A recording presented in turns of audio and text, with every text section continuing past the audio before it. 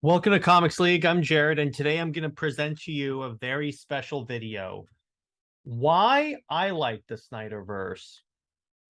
So, as you guys have no doubt learned if you've been watching this channel for any amount of time, I'm a huge fan of Zack Snyder's film universe, and that includes the movies tangentially connected to the Snyderverse. And what I mean by that is it's Man of Steel, BVS, Wonder Woman, Suicide Squad, Zack Snyder's Justice League, Aquaman, Shazam. Those are the ones that I count as the Snyderverse because they reference the Snyderverse or reference it general enough that I take it as the Snyderverse.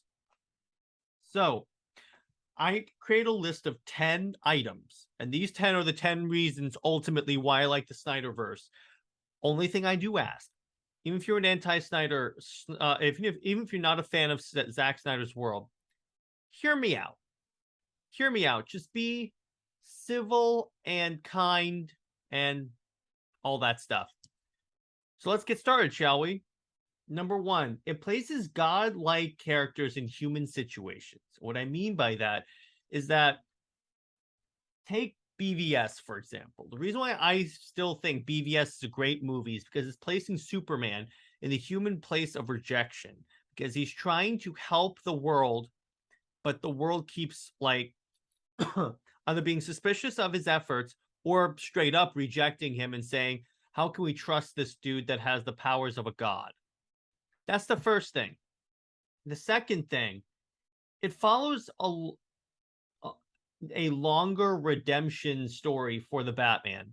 Now, with Batman, one of the sources of contention of the Snyderverse is that, oh, this Batman kills people. Batman would never kill people. I'm going to move the camera a little closer. There you go. Batman would never kill. He has in every iteration and in the comics. So I'm not going to get into that argument. I'm just going to roll with what I have.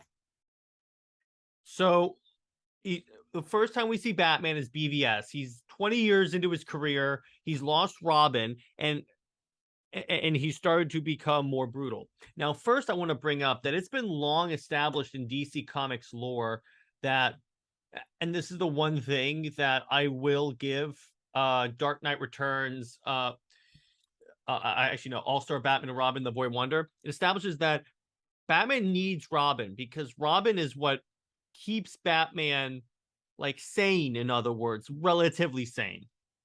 And particularly if this was Dick Grayson, because according to Zach, the Robin that dies Dick Grayson. Now, we know that Dick Grayson has always been the Robin that Batman himself has seen as a second son, as his first son, because he was with Batman before there was Damian. But he's always seen Dick as his son. So imagine, so he's fighting the Joker, and then the Joker kills Robin. Of course, you're gonna give up hope and be like, you know what, screw this. I'm just gonna murder these criminals. And then, now note, in BVS, this is why you have to watch the movie in order to understand this. The movie in no way glorifies Batman killing. Absolutely not. What it does is everyone in the movie, everyone, Clark, the criminals themselves, the criminals' wives, everyone, even Alfred tells Bruce, you're going a little far with this, branding people, killing them. Exactly. It's not meant, in no way glorifies Batman killing. And in fact, when you go from BVS to Zack Snyder's Justice League, you see Batman change and start to become more of the hero we know. And he's like, okay, my way is not working. It's kind of like in Matt Reeves' The Batman, where he goes, my way is not working. I have to figure out another way to solve this. He goes, I failed him in life. I'm not failing him in death when Superman dies. So he's essentially saying, the way I took it is Batman wants to, after he sees Superman sacrifice himself, he even says, he thinks, wow, this guy with the powers of a god that I've been trying to kill just sacrificed himself to save all of humanity. I was so wrong. There's good in man. Remember, at the end of BVS, when Wonder Woman says mankind made it a world where it's impossible to stand together, Bruce says, no, men are still good. That he got his faith back in humanity, seeing this God. Because ultimately, here's the interesting part about the Batman Superman relationship, and it's established in the Superman Wonder Woman comic by Charles Soule and Tony Daniel, which is why it's one of my favorite Superman stories. Bruce tells Clark, and now note, this isn't a reality where there is no Jonathan and Martha Kent. Well, actually, there were, but they died. But bear with me. In this reality, in the new 52, all right, Batman tells Superman, there's a reason why I've always loved working with you, why I've always preferred working with you specifically. It's because no matter these fantastical powers, no matter where you come from, you were raised human. You were raised and you will put Earth first. You see yourself as one of us. Ultimately, it doesn't matter where you're from. You will always see mankind as your home team. And adding on to this and going back to Bruce being inspired in I believe it's the Justice League episode Hereafter, Bruce Wayne, first off, Batman does not believe that Clark is dead in that episode, but he says, in the event you are, he goes to Superman's memorial and goes, in the event that you are dead, know that you showed me that you don't always need to have darkness with justice. You showed me that there's a better way. That's what BVS is designed to do. It's designed to take Batman at his lowest, give him this example of what a hero should and could and should be, and at that point, show him this is who you are meant to be. And in Justice League, from what we can see, he's better. Granted, he still shoots people, but they're aliens. Batman always kills aliens. What are you talking about here? Say what you want. You can argue about killing henchmen, but he's always killed parademons. So let's go away from that argument right there. Next, it does new stuff with superhero movies. In an age where you have the MCU, where they do the same thing over and over and over and over and over again, his movies are varied. They're varied in tone, in theme. There's more variety in these movies. It's more like, okay, so I want this. Oh, I like this tone for Wonder Woman. I like that BVS because ultimately it's a Batman movie and it's appropriately dark. I like Man of Steel because it's not a Christopher Reeves Happy Fest, but if you pay attention, it is a very positive movie. Next, and it's like with Aquaman. Of course, it's going to be fairly comedic because that's the Aquaman that Zack established. By the way, say what you want for Zack Snyder. If he had not been involved with DC, you wouldn't have gotten Jason Momoa as Aquaman. They would have just cast another blonde-haired white dude. Zack is the type of guy where he sees the potential in these actors for playing these characters. So I just wanted to put that in there. Next, and this is a point specifically for Justice League. It captures the epic grand scale that should come from a Justice League movie. It's like you have these epic battles, like the history lesson scene, the final battle against Steppenwolf. Superman comes in. You have you have that cool scene where Batman's driving the Batmobile. Flashes on this side, Cyborg's on this side, Wonder Woman's above him, and Aquaman's jumping, and they have that slow motion scene. And then Junkie XL's score appropriately gives this sense of a grand scale. Avengers had that too. They had a little bit more of the classical heroic music, but that worked for them. I'm saying that they had that too, that the appropriate, because the team up movie has to be that grand epic battle scale, because ultimately when you have a superhero team up, it's the threat that the world is gonna blow up. And that's ultimately what the Justice League movie is. That's my other point. Next, deep cuts into DC lore. The amount of references and concepts that Zack puts into these movies astounds me. When I was talking to True 31 like a couple of Under Two Capes ago, we were talking about how he puts in so much stuff that I'm watching this and I'm like, I didn't noticed this before. There's so many references to hardcore DC lore that, and this is really key, I've watched the Snyder Cut, I'd say about probably about 9 times at this point. And whenever I watch the Snyder Cut, I'm constantly discovering new things or stuff that I didn't notice the first time or the 8th time or the 6th time. I'm constantly rediscovering points in these movies that are like, I'm like, wow, how could I not see this? He puts so much in these movies that they're designed to be watched again and again and again. So you get all these references.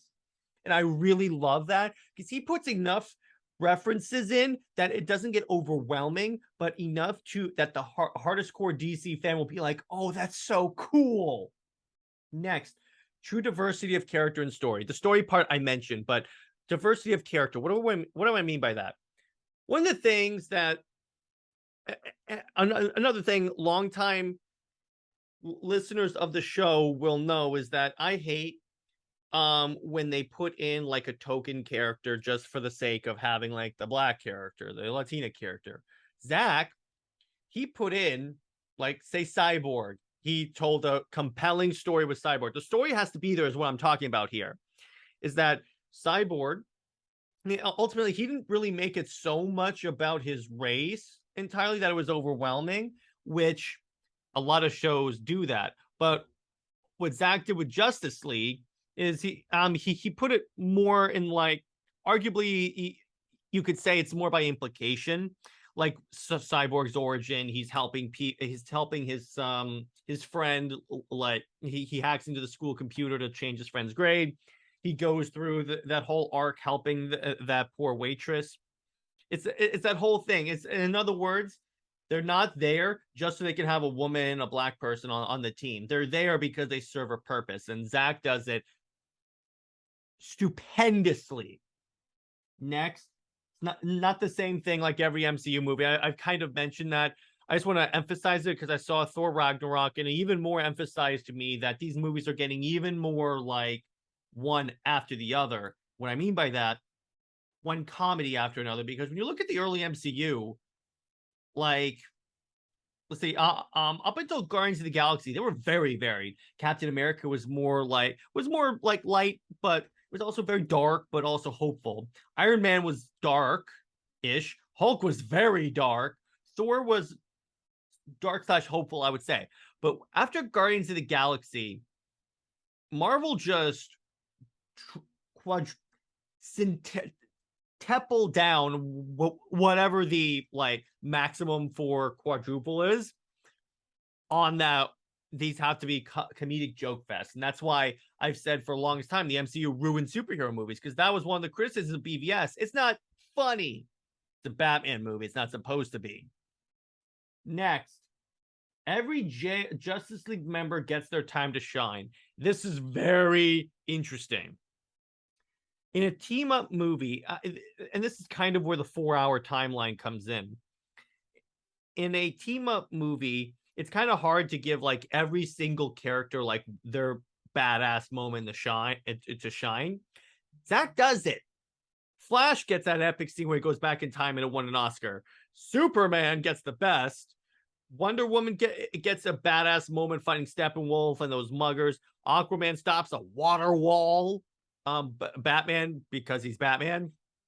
Cyborg too, like when he's like he's being chased by parademons, he uses 2 sonic cannons, spins around and takes out those 2 buildings.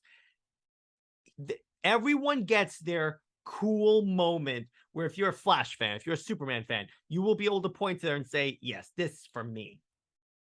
Next, Wonder Woman is treated with respect, as in the case of the Whedon cut where the Flash falls into her. She's the butt of all of the sexual innuendo jokes of the Justice League, which is really annoying. Like, really, really, really bad. To the point where I was like, oh my gosh. What was Warner Brothers thinking? To the point where even Patty Jenkins was like, no, the Snyder Cut's canon. Number 10, and this is the most this, remember in the beginning, I said there'd be one thing that I point to where I'm like, yeah, this is it.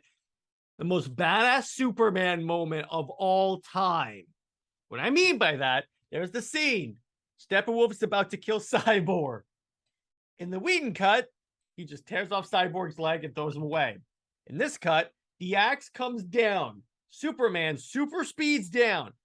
In front of Cyborg, the axe comes down, clangs on his shoulder, doesn't even leave a dent, and Superman is just like, not impressed. Turns, frost breaths the axe, shatters it, Spartan kicks Steppenwolf like 20 feet away, and then it's on because he destroys Steppenwolf. Like, he punches them into a wall, flies down, bashes him into the ground. The Justice League are like juggling him back and forth. It is like, so it's, oh my gosh. Lad and I were watching this when we first watched the Snyder cut, and we basically started cheering like it was Avengers Endgame and the portals just started opening because this was ridiculously cool. So those are my reasons why I like the Snyderverse. You could agree with them, you could not agree with them. I could care less, but at least be civil. This is just me telling why, specifically pointing to specific reasons why I enjoy his movies, particularly his DC movies. You could hate them, you could like them. I don't care. You're more than welcome to watch any other of my content. All are welcome to watch my content. All you have to do is be the R word. What do I mean by that? Respectful. As long as you're respectful of my opinions, I'll be respectful of yours. Deal? Okay. Now, comment below if you like the Snyder DC movies. What's your favorite scene from the Snyder movies? What's your favorite thing? What do you think Snyder does very well with DC characters? Give me one thing. Even the haters of Snyder, give me one thing that that is great about Snyder's movies. I challenge you. And then for those of you that love Snyder's movies, obviously, give me more. Tell me what you like about Snyder. I would love to hear about this. So that's where I'm going to leave it. I hope you guys enjoyed this video. This is kind of like a personal video that I wanted to make because, after all, the Snyderverse is why I started this channel, because it inspired me to get back into comic books. So obviously, it's very important to me. Justice League is like my favorite movie of all time, the Snyder Cut version. But I hope you guys enjoyed the points I made. And actually, one more thing for you anti-Snyder fans. Like, I know I have a few friends that'll watch this that are anti-Snyder. I hope I've like given you points to consider, and at least indicate that, because these are relatively reasons why most Snyder fans like his movies. So we're not all the crazy people. Stay heroic, everyone, and I will see you in the next video. Bye-bye.